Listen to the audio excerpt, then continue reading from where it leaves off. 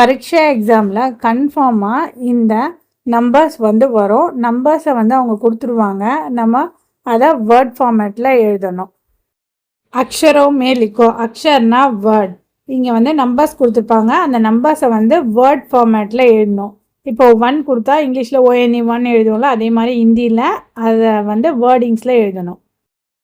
இதிலேருந்து நம்மளுக்கு ஒரு 5 மார்க்ஸ்க்கு கொஷின்ஸ் வரும்.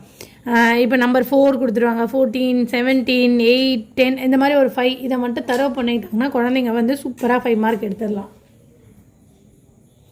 एक 1 दो 2 तीन 3 चार 4 5 6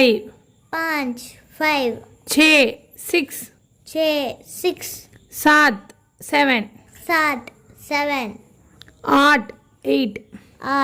8 9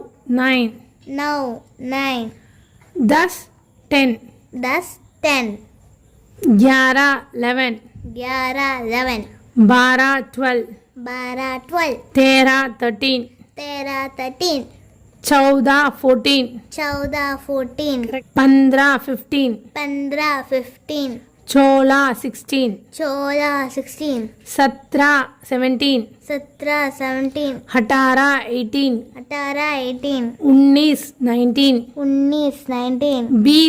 20 20 நான் ஹிந்தியில் மட்டும் ஒரு வாட்டி சொல்லி காட்டுறேன். एक 2 3 4 5 6 7 8 9 10